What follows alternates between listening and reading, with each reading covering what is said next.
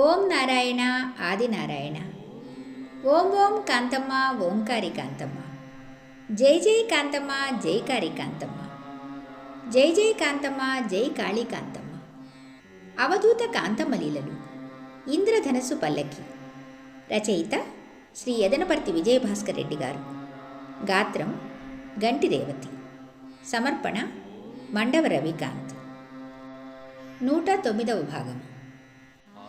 మనం రావుల శ్రీనివాసులు విజయమ్మ గారి అనుభవాలను కాంతమ్మ తల్లితో తెలియజేసుకుంటున్నాము. అమ్మ కాంతమ్మ తల్లి తురిమెర్లలో ఆ శనివారం రాత్రి 27/8/99న తెల్లవారిన దాకా రామాలయం దగ్గరే తన శిష్య పరివారంతో నిద్రించారు. మరునాడు ఆదివారం. కాంతమ్మ తల్లి ఆ రోజు తురిమెర్ల నుండి డేగపుడికి బయలుదేరదామన్నారు.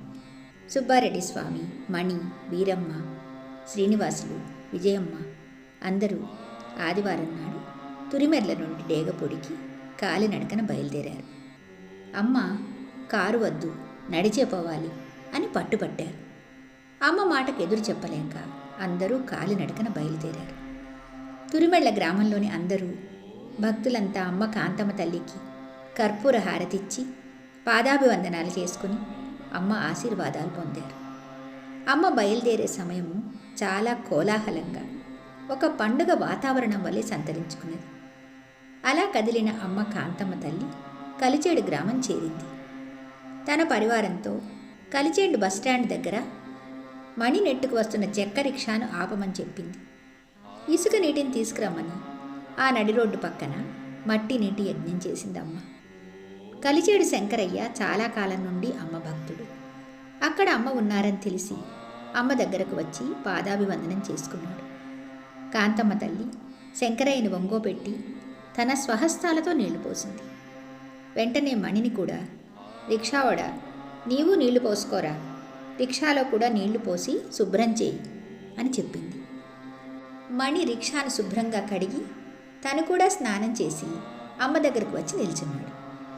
మణి స్నానం చేసి వచ్చిన తర్వాత కలిచేడు నుండి కాంతమ్మ తల్లి ప్రయాణం యథాతథంగా డేగపూడికి తన పరివారంతో బయలుదేరింది.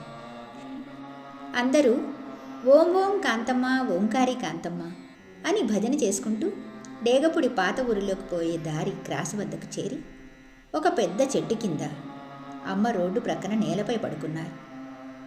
రిక్షా మీద నీళ్లు పోయండి అని చెప్పి ఆ రిక్షా పైన నీళ్లు పోసి కడిగించారు.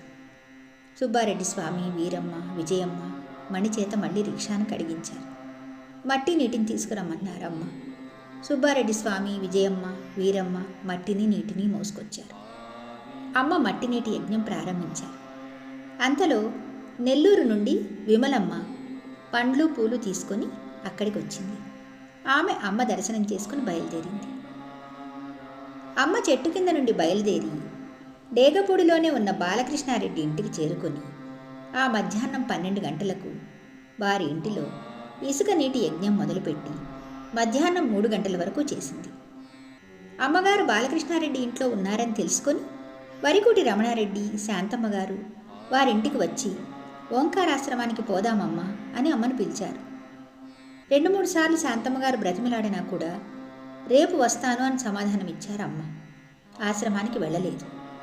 ఆ రాత్రి బాలకృష్ణారెడ్డి ఇంటిలోనే నిద్ర చేశారు. అమ్మకు విరోచనాలు అవుతూనే ఉన్నాయి. ఆ రాత్రి సమయంలో ఆ ప్రదేశాన్నంతా శ్రీనివాసులు, విజయమ్మ, సుబ్బారెడ్డి స్వాములు శుభ్రపరిచారు. ఇక తెల్లవారితే సోమవారం 29/8/1999.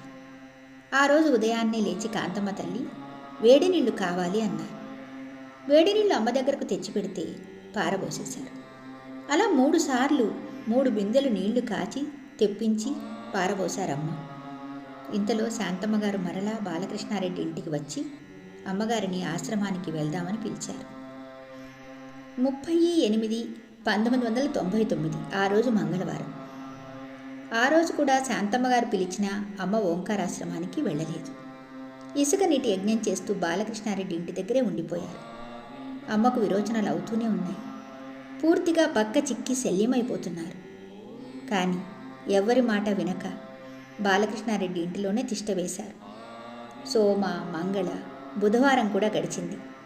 బాలకృష్ణారెడ్డి ఇంటిలో అమ్మవారు ఈ 3 రోజులు ఉండిపోయింది.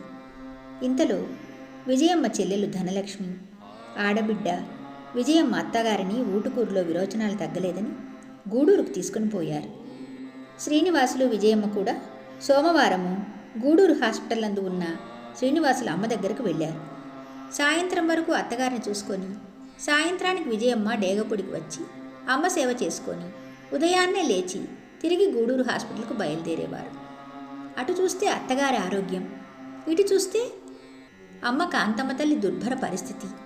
ఇలా వారి అత్తగారిని గూడూరు నుండి తీసుకుని వచ్చి తురిమెళ్లలో ఇంటి దగ్గర వదిలి రాత్రికి శ్రీనివాసులు విజయమ్మ ఇరువురు కూడా అమ్మ సేవకు డేగపూడికి బాలకృష్ణారెడ్డి ఇంటికి వచ్చేసిన అంత అనారోగ్యంతో లేవలేని స్థితిలో కదలకపోయినా కూడా గూడూరులో హాస్పిటల్లో ఉన్న సుబ్బమ్మ మంచం చుట్టూ తిరుగుతూ అమ్మ ఆమెకి కనపడి ఆమె ఆరోగ్యాన్ని కాపాడింది అని సుబ్బమ్మ చెబుతున్నారు. అలా అమ్మ తన భక్తులను సర్వజన భక్తావళిని కాచుటకే ఉదయించిన కాంతి కిరణం. అంతటి మహాసాధ్వి ఆచంద్రార్కము తనను నమ్మిన వారిని తను వారి చెంతకు వెళ్ళి కాపాడేవారు. మంగళవారం రాత్రికి శ్రీనివాసులు విజయమ్మ సుబ్బారెడ్డి స్వామి మాట్లాడుకుని అమ్మను ఉదయం ఆశ్రమానికి తీసుకువెళ్దామని నిశ్చయించుకున్నారు. తెల్లవారుతోని వరికుడి రమణారెడ్డి శాంతమ్మ గారిద్దరూ కారు తీసుకొని బాలకృష్ణారెడ్డి ఇంటి నుండి అమ్మను కారులో ఎక్కించుకొని ఓంకారాశ్రమానికి తీసుకొని వచ్చి వెంకయ్య స్వామివారి మందిరానికి కుడివైపు ఉన్న రూంలో కాంతమ్మ తల్లిని పడుకోబెట్టారు. ఆ రోజంతా కూడా అమ్మ అనారోగ్యంతో సతమతం అవుతూనే ఉన్నారు. కాంతమ్మ తల్లిని తీసుకువచ్చిన తర్వాత సుబ్బారెడ్డి స్వామి గారికి విరోచనాలు మొదలయ్యాయి. వారికి ఆ విధంగా కావడానికి కూడా ఒక కారణం ఉన్నది. అమ్మను కారు దింపి రూములోకి తీసుకుపోయిన తర్వాత సుబ్బారెడ్డి స్వామి తన కుడి చేతి అరచేతిని అమ్మ కపాలమందు పాపటిబొట్టు ప్రాంతంలో తన చేయి బొటనవేలును ఆనించి ఒత్తిపెట్టి అమ్మలోని సకల బాధలు తన హృదయాన్ని ఆవరించవలనని, ఇది నా తల్లి కాంతమ్మ తల్లి నాకు ఇచ్చిన ప్రచండ మండల దీక్ష ధారా యజ్ఞము అని పలికారు. అలా సుబ్బారెడ్డి స్వామి పలికిన పలుకులను అక్కడ ఉన్న కాంతమ్మ తల్లి భక్తులు మిగతా శిష్య బృందము వింటూనే ఉన్నారు. ఆ విషయమై సుబ్బారెడ్డి స్వామి గురించిన అతి ముఖ్యమైన విషయాలను మనము మరునాటి భాగంలో తెలుసుకుందాము. ఓం ఓం కాంతమ్మ ఓంకారి కాంతమ్మ. అవధూత శ్రీ డేగపూడి కాంతమ్మ తల్లికి జై. భగవాన్ శ్రీ శ్రీ శ్రీ గొలగముడి వెంకయ్య స్వామి మహారాజుకి జై. ఓం నారాయణ ఆది నారాయణ.